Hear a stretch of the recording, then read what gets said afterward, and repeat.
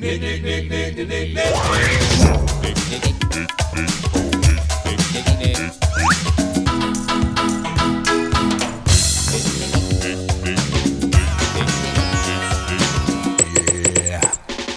it.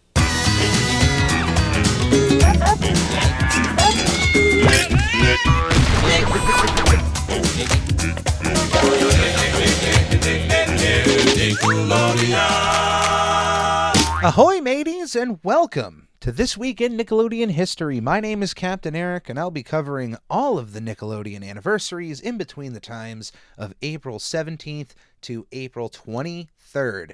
Happy Easter if you are celebrating this holiday, and if not, either way, enjoy this wonderful day. Now, I am looking to replace the This Week in Nickelodeon History theme song. I love that theme. I love that little ditty.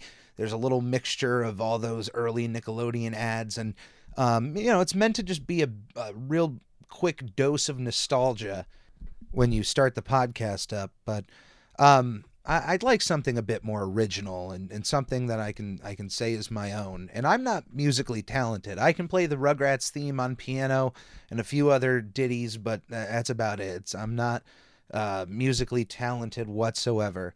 And I'd like to find an artist out there who is passionate about Nickelodeon, who could craft a fairly quick little podcast theme song. I'd like to really update this thing in a nice big way, and I'd like to share the spotlight on some artists out there. So if you would like to post, whatever you'd like on Twitter at I'm Ready Podcast. You can certainly send me an email at nickelodeonhistory@gmail.com. I'm not looking just to share the spotlight. I also would like to pay an artist out there. And I would like to pay a fair wage on what a podcast theme is. I've been doing this for a few years. I don't want to feel like somebody has to, take like table scraps. I want you to know what your worth is. So, honestly, my only thought is there's just got to be that real dose of nostalgia somewhere, and I know that could cover a wide variety of Nickelodeon, and even look at the current logo. It tries to cover a little bit of every era of Nickelodeon, so I don't mind, I don't mind like covering different eras and musically covering different eras. But in my spare time, I'm still going to be looking through different artists on, different pay sites and whatnot. And one of these days, you will listen to an episode, and there will be a completely new theme, and it'll be wonderful, and we'll get to be on the next step of This Week in Nickelodeon History. Speaking of which, 34 years ago, on April 18th, 1988, we had the very first live Kids' Choice Awards. Now, I say very first live because a year earlier we technically had the very first Kids' Choice Awards, although it wasn't even called that. It was called The Big Ballot, and it was a 4-episode special and a bit of a spin-off of the show Rated K, For Kids by Kids, which we've covered before in our first season. It aired in 1987, and it actually endorsed kids sending in ballots that they would cover live on the show to cover favorite movie, favorite TV actor, favorite music group, so on and so forth. Once the creators of the actual awards program here, Alan Goodman, Albie Hike, and Fred Seibert, saw the success of this format, they knew, hey, let's make this bigger.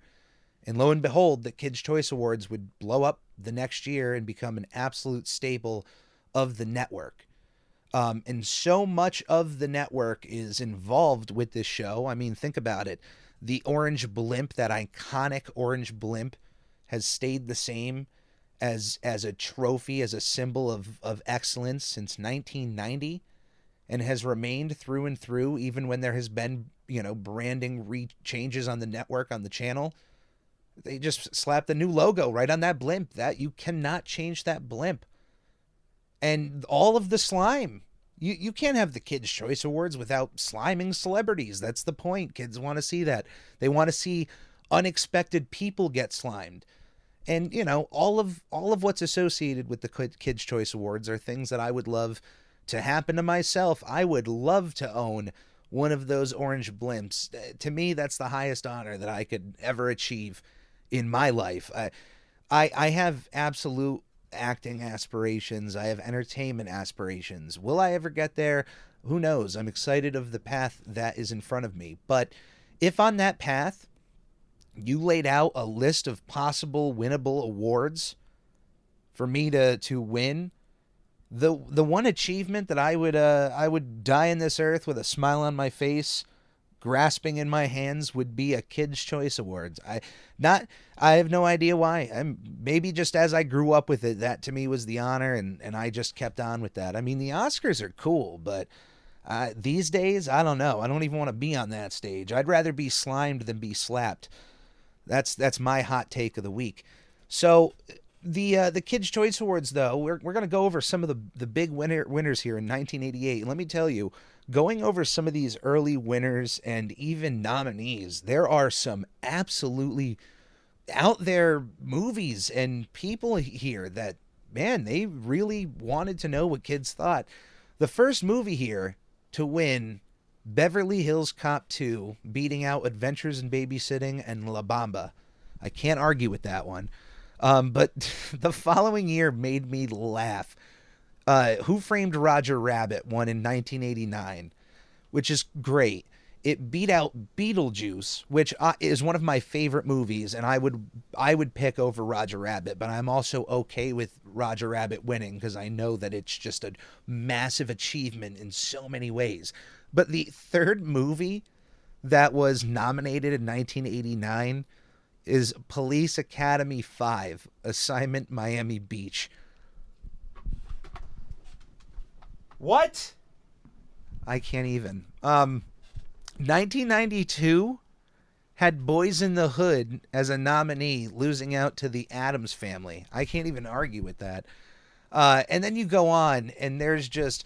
By the way, I started going through the one year that I absolutely disagree with personally is 1997, with Independence Day beating out Happy Gilmore, one of the funniest Adam Sandler movies ever, The Nutty Professor, one of the funniest Eddie Murphy movies ever, and Twister, a far better disaster movie in my opinion. But I mean, I don't know. Looking back, that's just a weak year.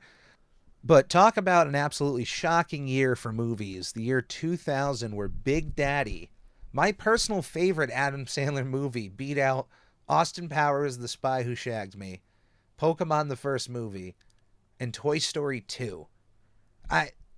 Absolutely incredible. Also absolutely incredible, the year 2002. This is a weak year in kids voting, because somehow, as good of a movie as it was, Rush Hour 2 beat out Dr. Dolittle 2, which, okay. But Harry Potter and the Sorcerer's Stone, or Philosopher's Stone, wherever you are in the world, and Shrek. How did Shrek lose to Rush Hour 2? Who's voting here? Clearly not the right people. Everyone's mind was on fire.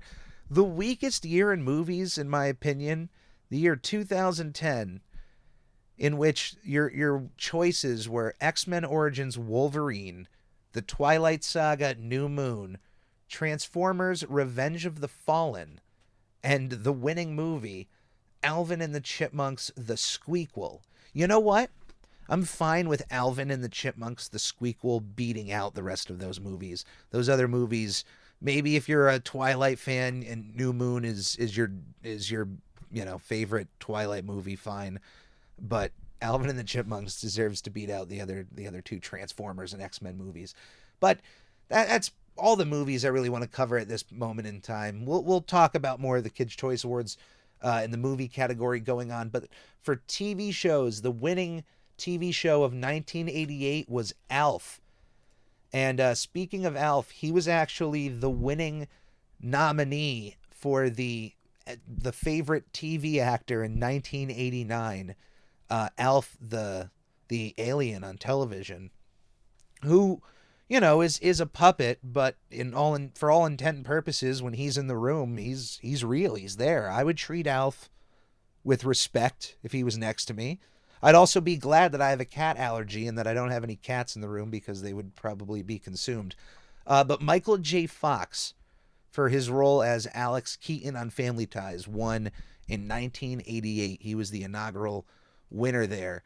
For actress, Alyssa Milano, for her role on Who's the Boss as Samantha, won 3 years in a row. She was the favorite actress Kids' Choice Award winner for 1988, 1989, and then properly got her blimp in 1990.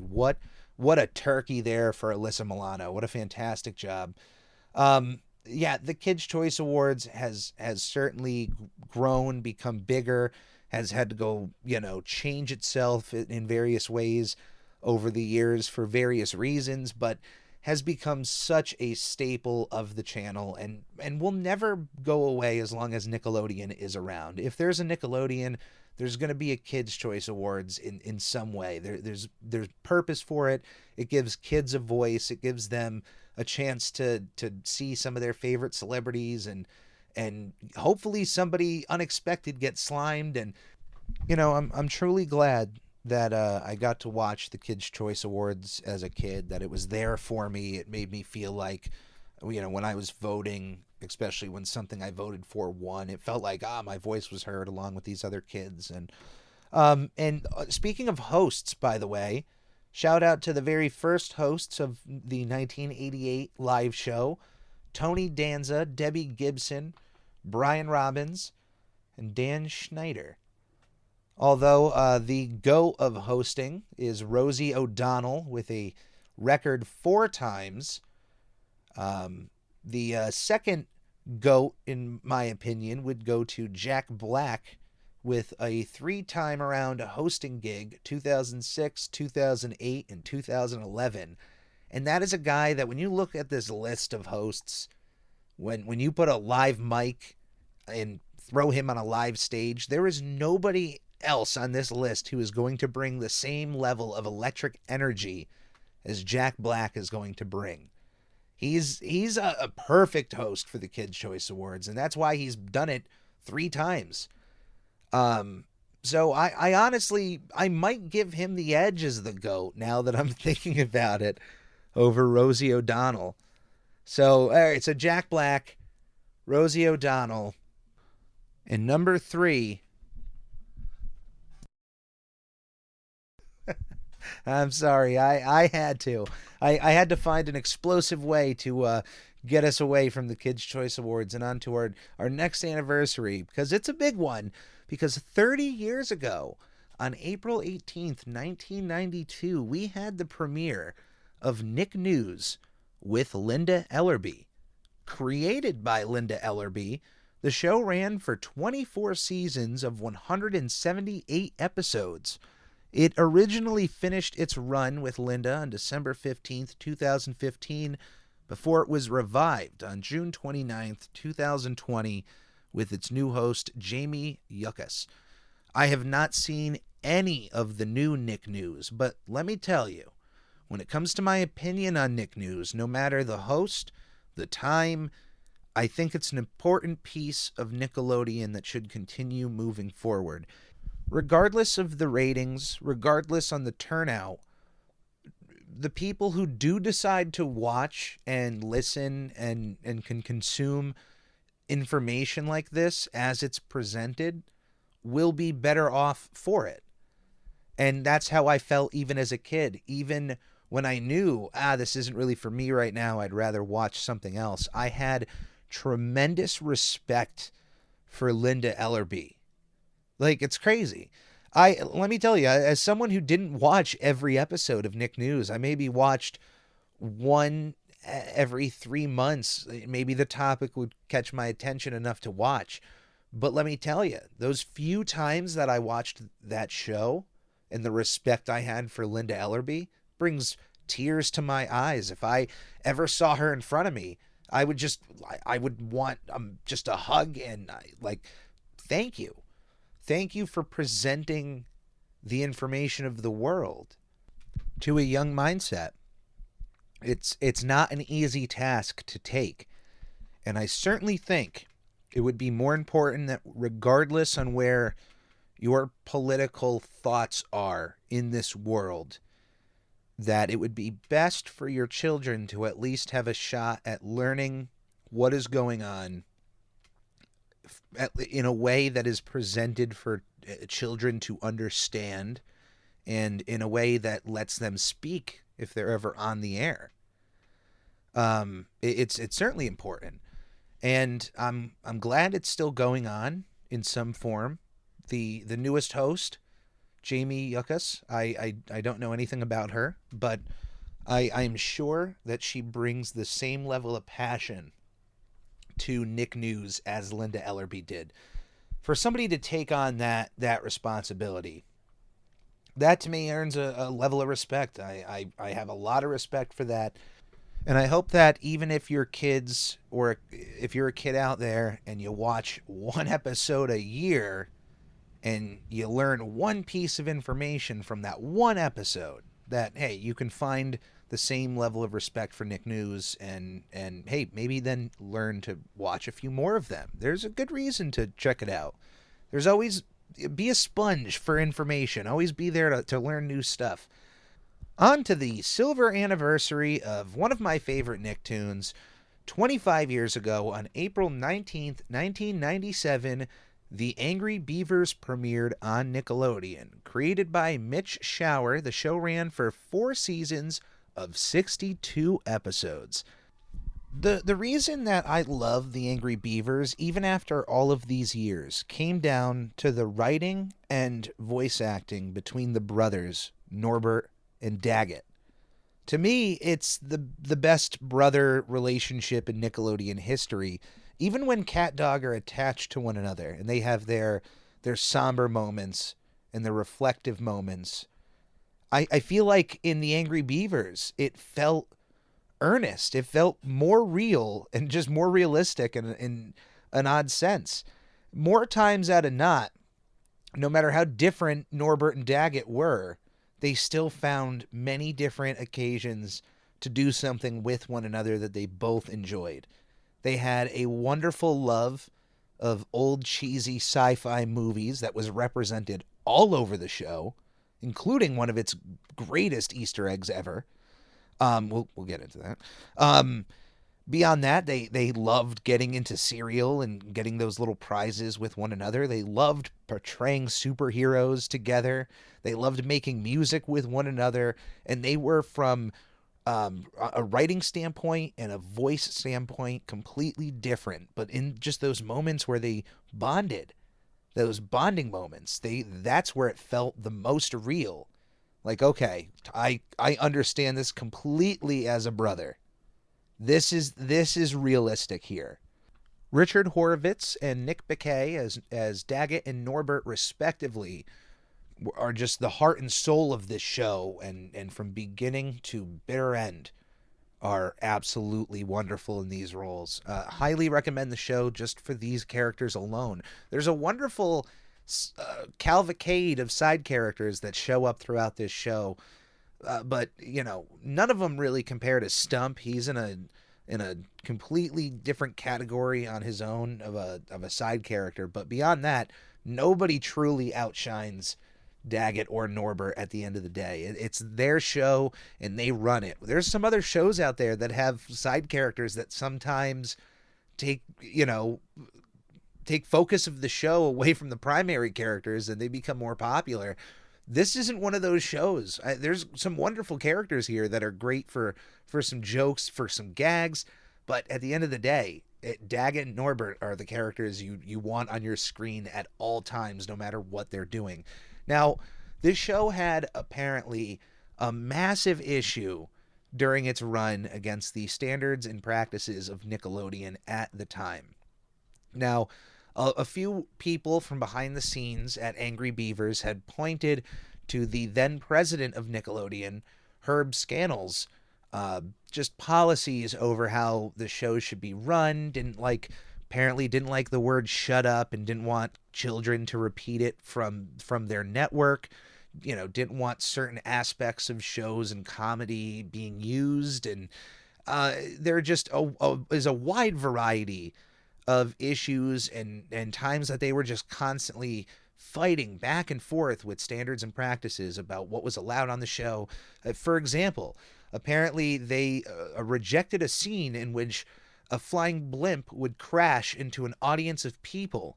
That was rejected. But instead, a whole bunch of out of control Zambonis then wipe out the crowd of people. And then that was completely fine. So a bunch of Zambonis running people over is better than a blimp. You know what? One could make the argument that that is true, but still, at the end of the day, it then is kind of silly. Like, well, you know, the result is still the same. I guess it might just not even be the result. The whole blimp thing.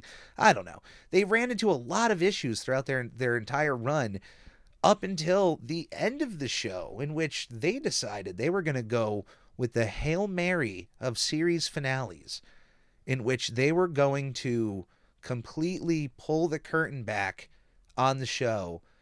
And the entire episode is called Bye Bye Beavers, and is an episode in which Daggett and Norbert get some mail delivered to them that lets them know that they are cartoon characters on a popular Nickelodeon show and that they're going to be canceled. They're not going to be on the air anymore, and their time on TV is just done. And the entire episode is an existential crisis of the characters figuring out that they're, on a television show and making references on not being able to say shut up. And apparently the show at first was accepted by Nickelodeon and was in pre-production before the production of the episode was pulled from Nickelodeon's very strict policies on shows not making references to the show ending.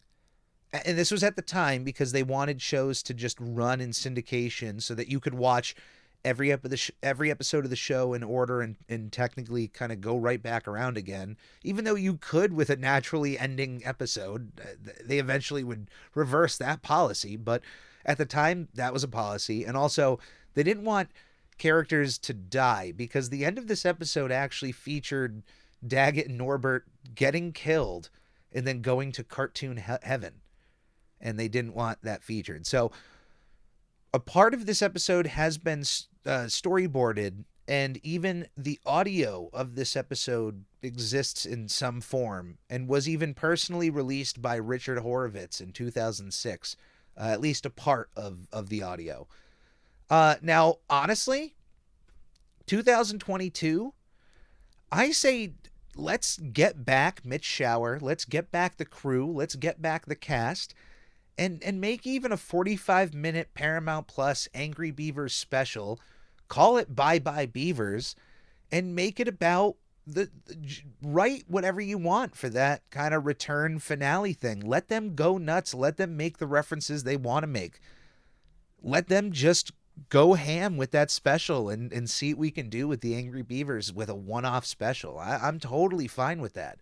We're in such a meta day and age that an episode like Bye Bye Beavers would not be sacrilegious in 2022. In fact, that's pretty normal these days for cartoons to make these kinds of references. So if anything, they just missed the boat on this one. They could have been ahead of their time. So hey, look, if anybody at Paramount Plus or Nickelodeon or in any power is listening, that's an idea that you need to look into, even as a one-off. That's something that should be done. I don't know.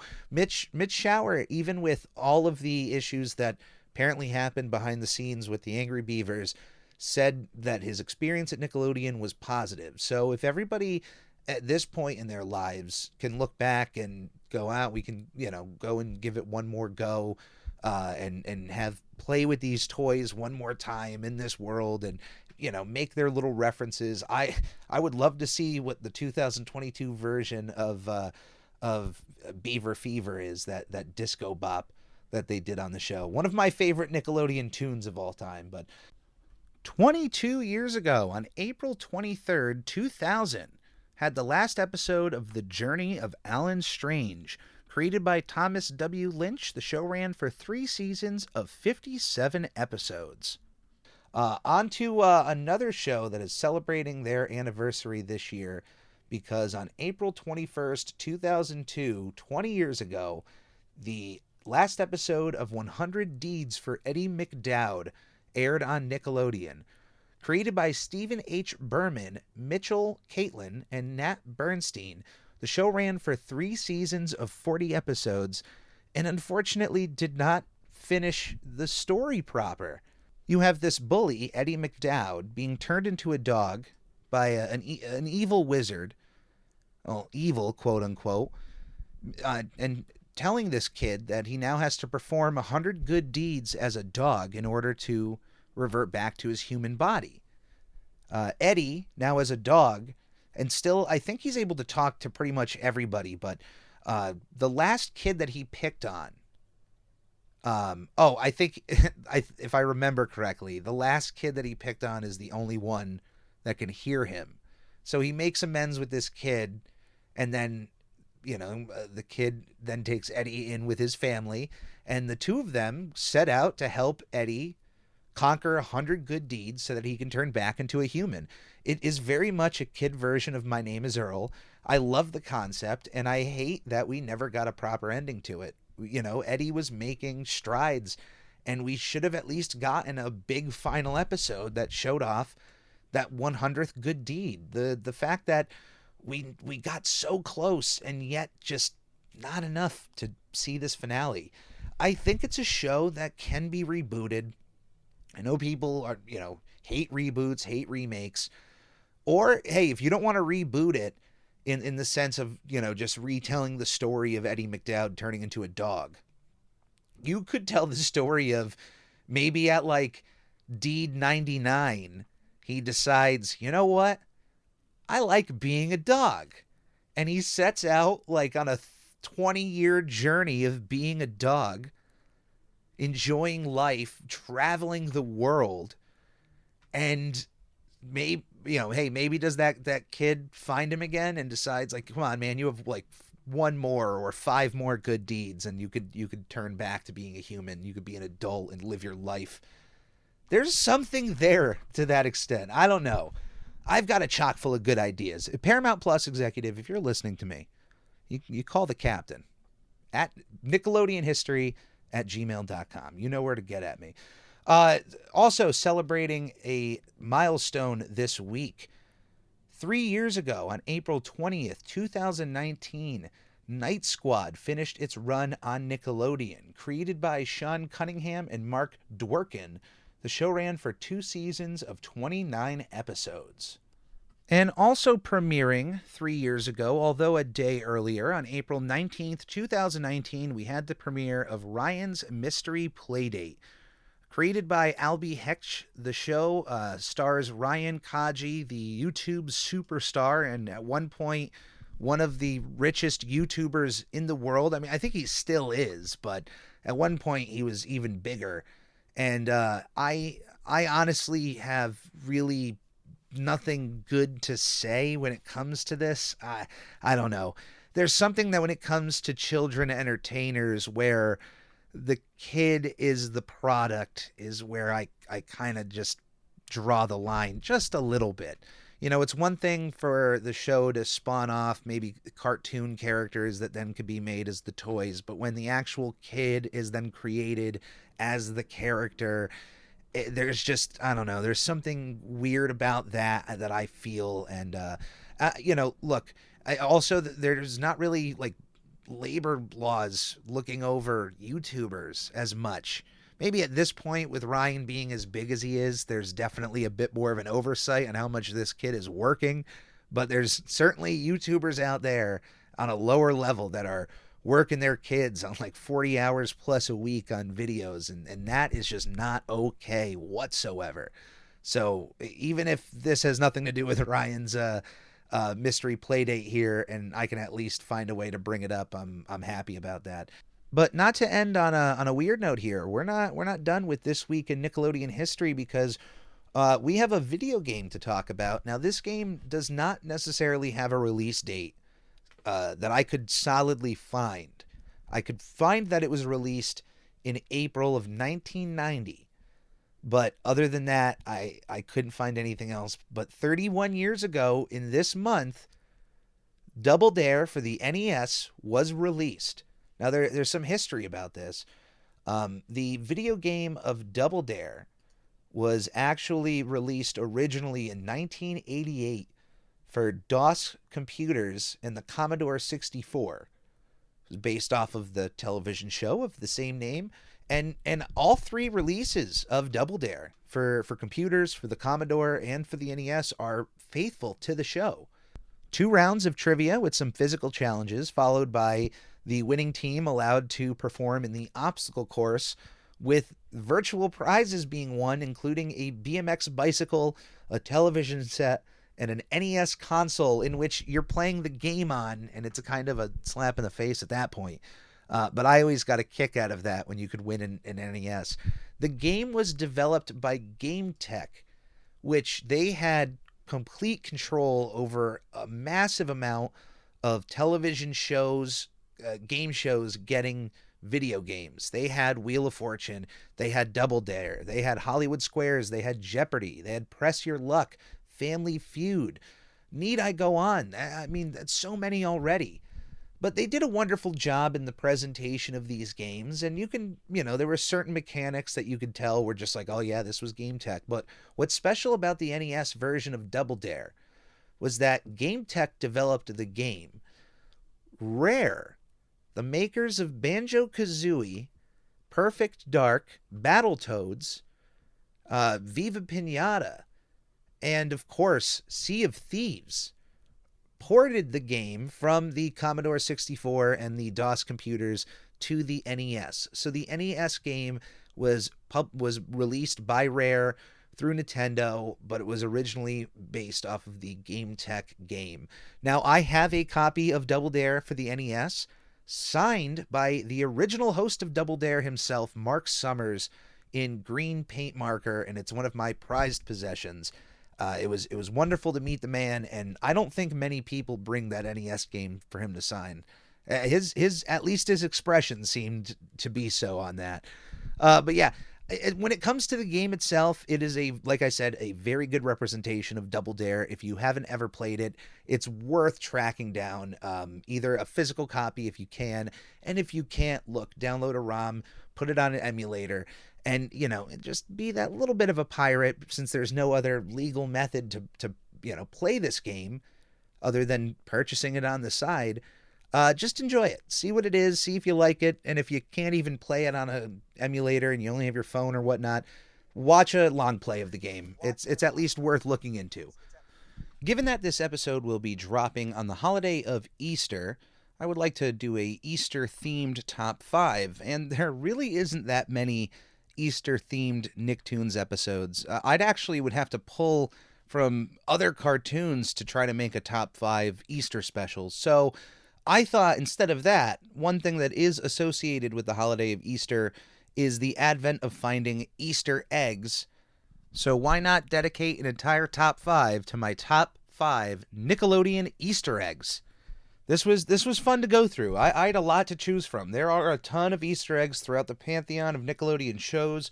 You can find even little ones in the movies, but I've dwindled it down to my top 5 here. Now, before we start, I got to apologize about my top 5. My 5th one, it's completely specific to me. This is my own list. This is Captain Eric's top 5. So if it's not your cup of tea, I understand, but I am an absolute sucker for this one gag that was used in the Amanda Show, and that is the Dancing Lobster. And if you don't know what I'm talking about, I can quickly explain.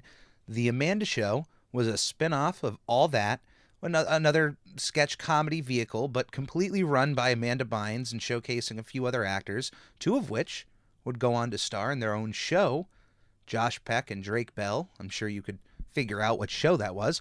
But one of the sketches on the Amanda Show was Judge Trudy, a spin-off parody of Judge Judy, which is an American show, which I think pretty much everywhere around the world has similar shows to Judge Judy, but it's essentially televised court.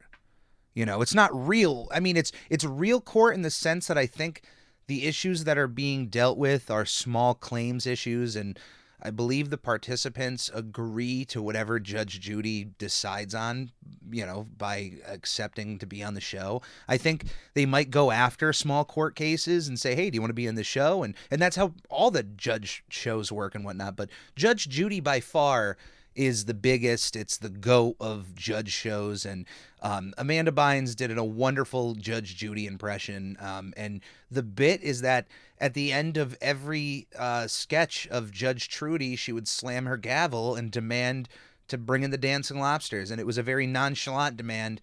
And I have no idea why I love it so much.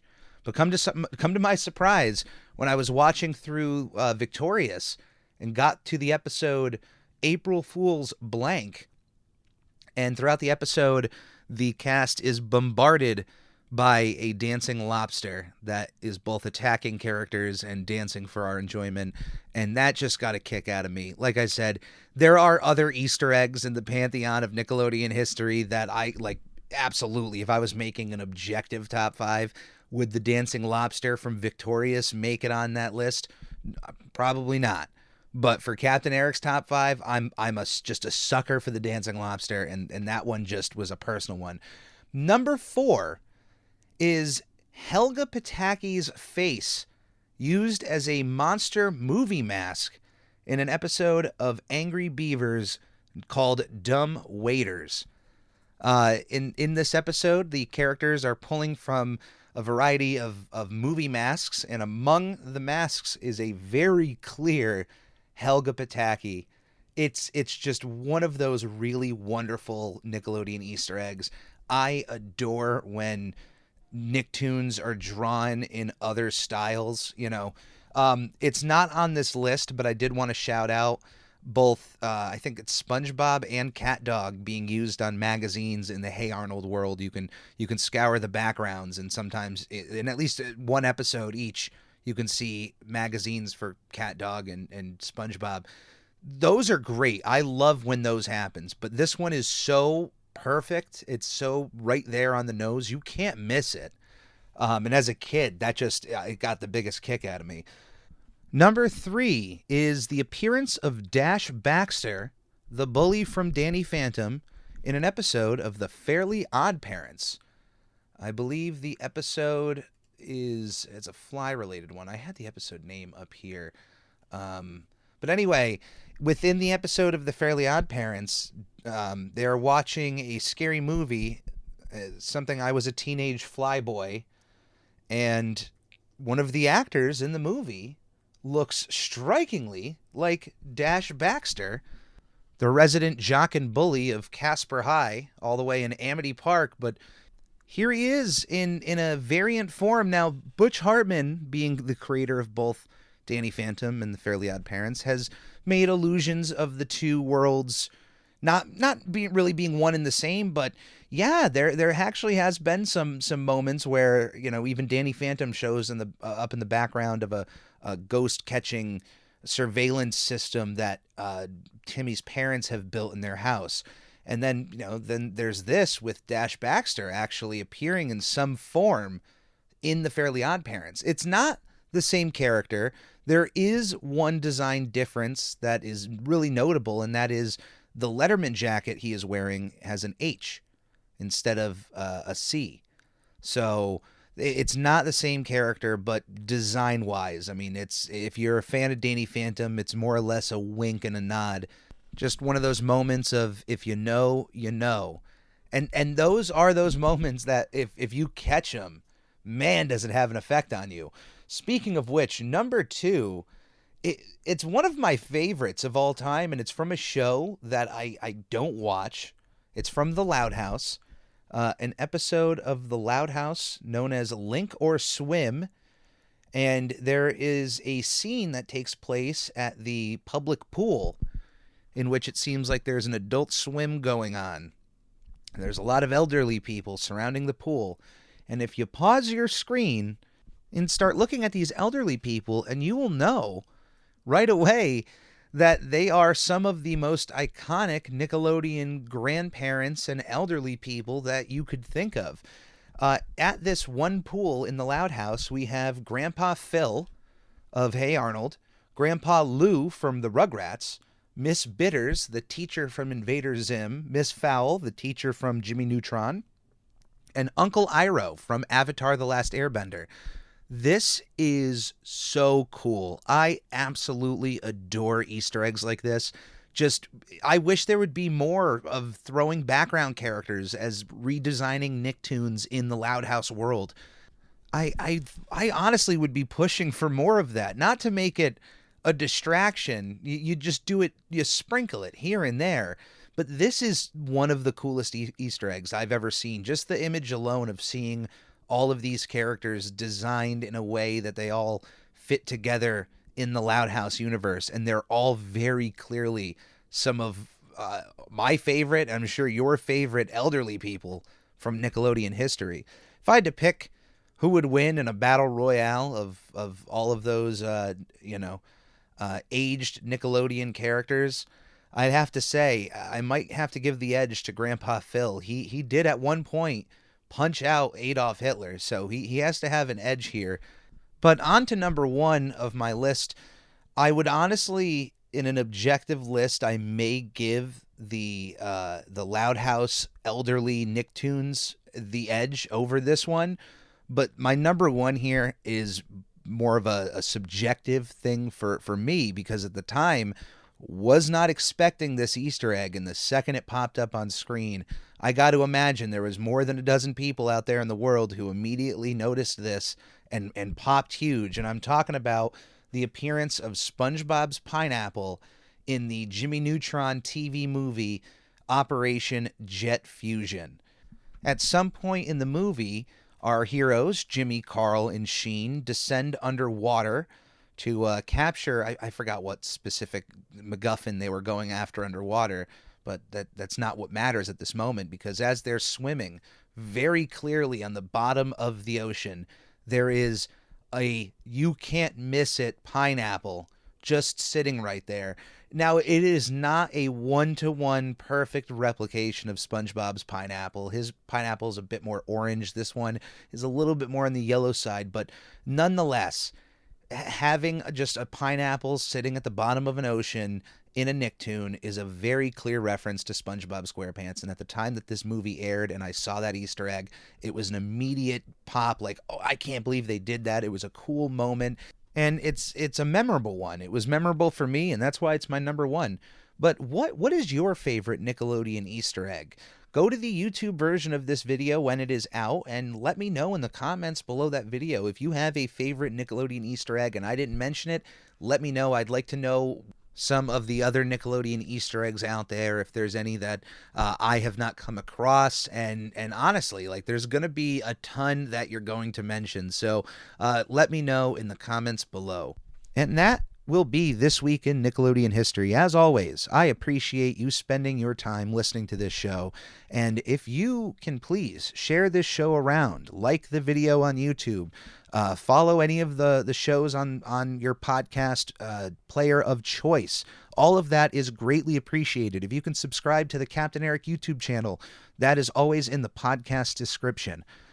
Even clicking that bell, letting you know anytime I upload videos. There's going to be more video content coming soon, some surprises that I think you'll like, especially if you're a Nickelodeon fan, let me tell you. As always, my name is Captain Eric. Please be safe, and we'll see you here next week. On the Lord Hut, here a hut, Nick. On the Lord Hut, here a hut, Nick, Nick. On the Ricky Tickle, while living number one Nickelodeon.